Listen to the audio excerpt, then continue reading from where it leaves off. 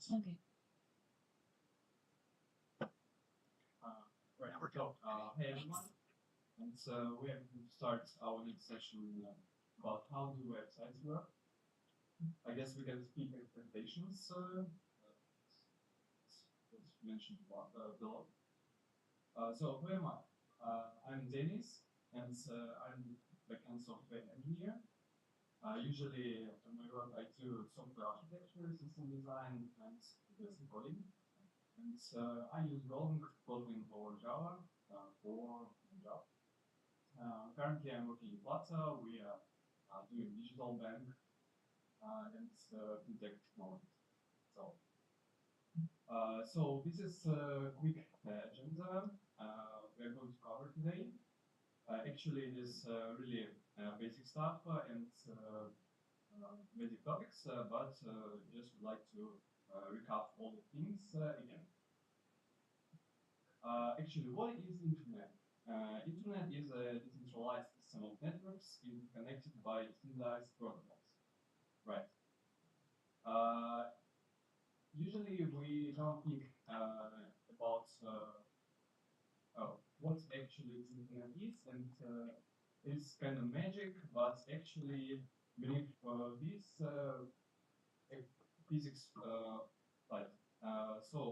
It's submarine cables, fiber optic cables, satellites, and routers and switches help us to connect to all this infrastructure. Major backbone providers are AT&T, NTT, and Tata Communications. All these providers help us to build all this infrastructure and to connect to. I found an interesting interactive submarine cables map, so you can scan QR codes and check it by yourself. Actually, it looks like this. So you can choose any cables and get helpful information about it. Just fun thing to play with. Also, there is 3D interactive map of the internet. You can also scan QR code and check it. It looks like this. Also interesting thing to play. So you can set different settings here. Check these submarine cables, how they connect between each other, and so on. Well, let's see basic request lifecycle. When you enter the URL in your browser, you usually don't think how it actually works, but a lot of different things occurs from entering URL to actually user interaction. So first, DNS lookup occurs then TCP IP connection established. After this, browser can send HTTP or HTTPS requests and processes this request and so on. After this, browser render your page or maybe it could be a web page or application, so on. And after all this, user interaction occurs. So user can interact with user interface, click buttons and requests and so on. So let's break down small parts and check how it works. DNS and IP. Usually we are using human readable short names like example.com, but how we exchange these URLs to actual IP address. DNS server helps us with that task, and when we are looking for example.com or tool.com, we exchange using DNS server its hostname to IP address. What is IP addresses? It is just unique identifier for each device on the network. And there are two main types. IP4, it's the older version of IP, 32-bit addresses. It's really limited. And the new one is IPv6, and it's more flexible and scalable.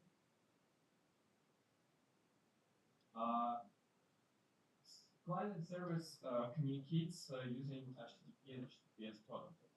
HTTP is hypertext transfer protocol, and HTTPS is the secure version of this protocol. In unsecure version of this protocol, usually TCP connection established, and you can just transfer data between client server, but it will be unsecure. So if you would like to protect your data, you should use HTTPS protocol, and by default, it is recommended to use a secure version. It works using secret keys,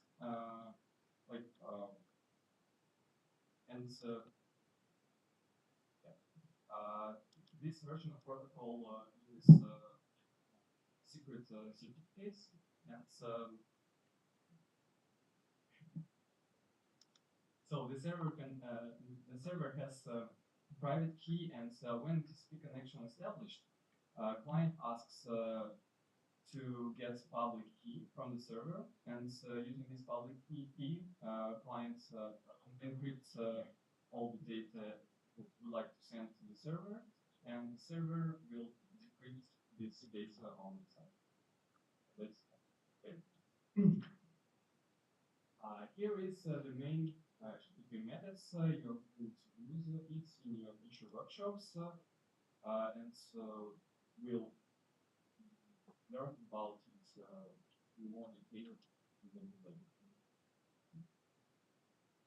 So it's finally the backbone of online communication is client-server communication. Just client sending requests to servers, sending responses.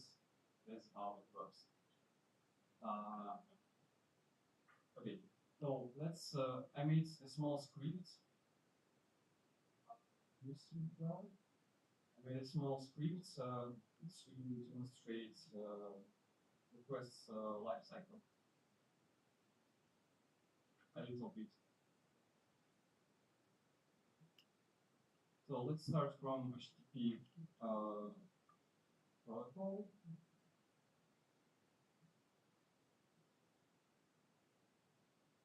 So let's break down seconds. So yeah, we entered this URL. After this, we resolved IP addresses and got one of collected. Then TCP connection established, as I mentioned, and after this, we started sending requests. That's it.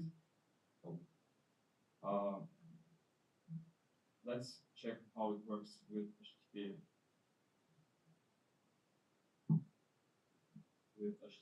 version.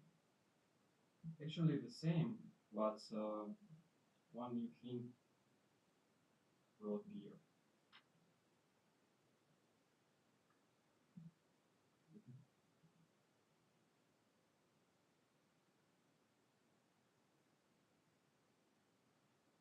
So same URL, resolving DNS, establish TCP connection, and here is TLS handshake appeared. That we are using a secure version of our protocol. TLS handshake started. After this, we started sending our secure requests between client and server. So if you want to play with this script, I will share you it in the next session, where we will talk about it in GitHub. So we will create a repository, and I will share you the link. You will want it if you want. So right. Now let's talk about anatomy of a web page. It's pretty simple. You can consists of three main parts: HTML, CSS, and JavaScript. HTML forms the structure of your web page. CSS is for styling, and JavaScript for behavior, for logic, and so on. Here, how input form would look with HTTP only. So this pretty ugly, just one button. It's so without any fonts and colors. We're adding CSS, so we add border radius, colors, new fonts, and using JavaScript, we could catch any data from these input forms and make patch request to our server to update our username when we click submit button. That's it. But we have all these three parts, like documents: HTML, CSS, and JavaScript. But where we could locate all these files to deliver it to our clients. So you could use shared hosting, for example, physical server where a lot of websites located. It's cost effective but really slow, because all resources of the server spread between your websites. Also, you could use dedicated hosting and locate only one web server, website on your physical server. It will be really fast, but it is costly because all resources will be consumed by a single website, and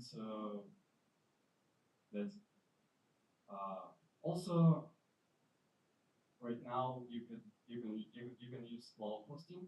It's really scalable and reliable, so resources could be dynamically allocated on the flight. So actually, you could host website A on it, and using only one CPU and one byte of VRM. But if the traffic goes up, so you will receive more client requests. You could scale resources, add more CPUs and more RAM to your website on the fly without any downtime.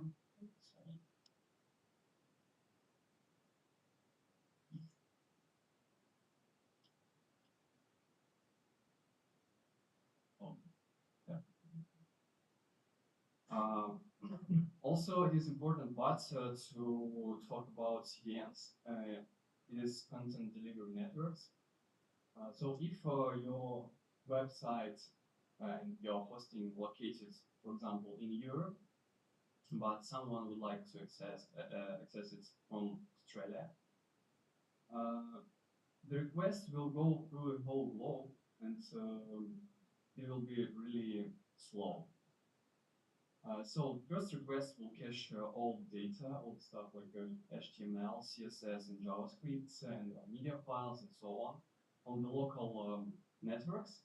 And all next requests will be delivered from the nearest server to the clients. So if someone will access your website from America, so it will be cached, and after this will be delivered on this country. Great. So we right now know where websites are located, but how we could deliver it to our clients? What technologies we're going to use? So basically, we are using web servers. The most common are Apache and Nginx. So these web servers help us. It's like a gateways. They help us to deliver all this information, like all these files, to our clients.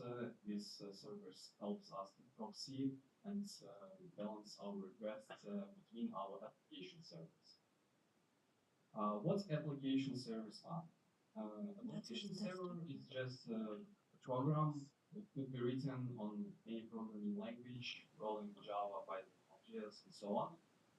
And these servers contains all business logic, direction with the databases, caching, and so on.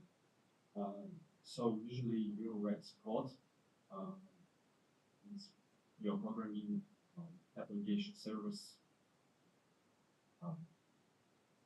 real life. Let's pull it all together. So we're entering URL in our browser, then DNS lookup. We exchange our URLs to actual IP addresses. After this, we're establishing TCP and connection to our web server. Then we are sending requests, and web server processing these requests, proxying to our application servers, or just delivering our static content to the client, and so on. Sending response to the clients or browser. After this, browser renders the web page, we come to Google. And after this, user can interact with this web page, clicking buttons, searching for something, and so on.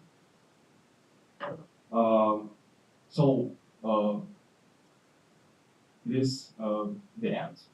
So if you have any questions, ask, discuss something. Okay. So if you have questions, you can raise hands.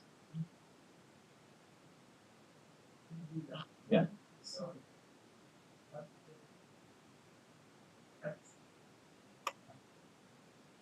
Yeah.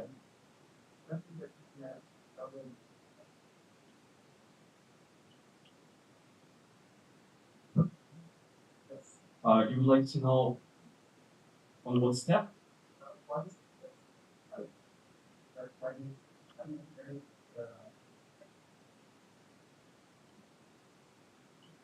In whole workflow. Okay. Turn there. Okay. So you're entering your URL in your browser. DNS lookup first, and all between these steps, we decide to go to cache, to the nearest server, or to the like actual server. And after this, we start connection and interaction with our backend. Like this.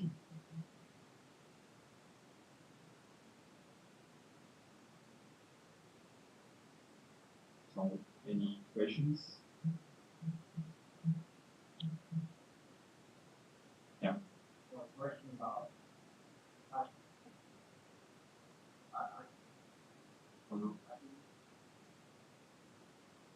yeah.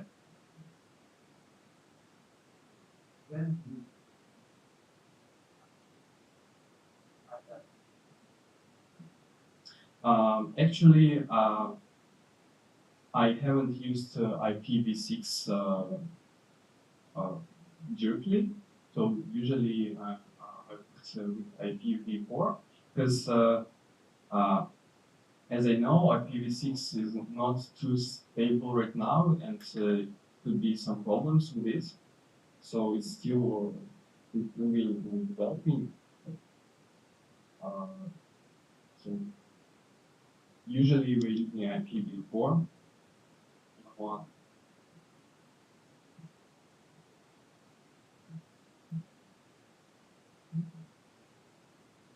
Okay, so questions? 3, 2, yeah.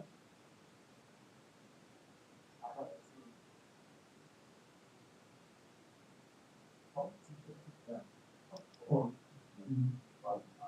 let's say I want to share it.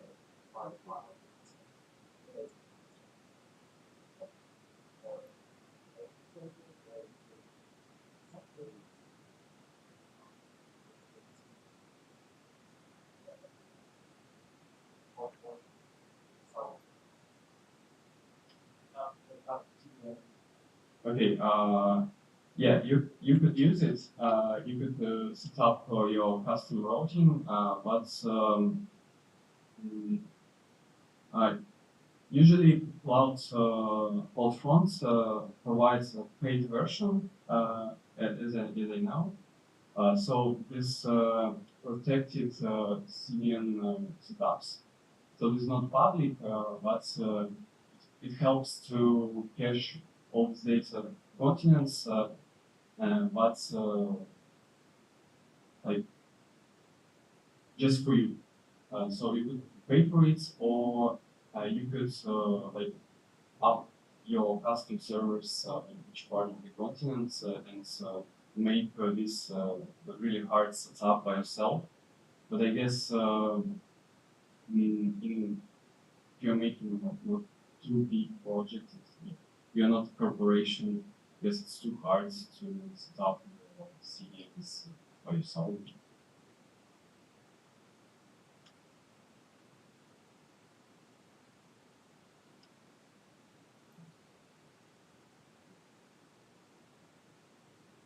Maybe. Um, Other questions? Three, two, one. Okay.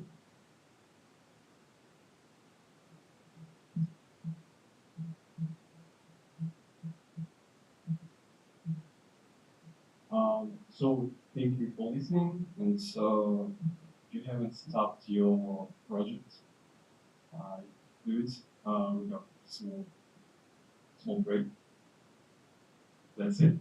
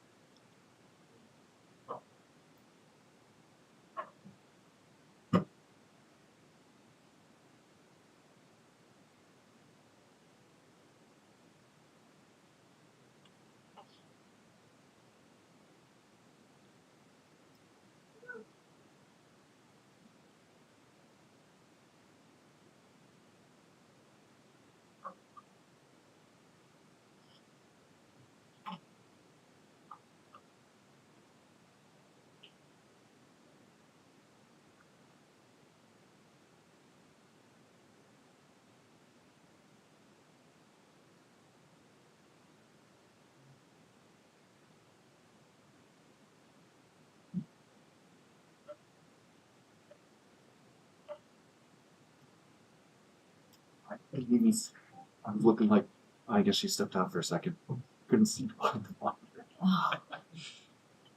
So did you see the message in Discord? I just said Oh. that I will share new links for each session because each link is different for new section. That sounds Same- good. Yeah. So Wait. just share that. Did you end the last stream? No.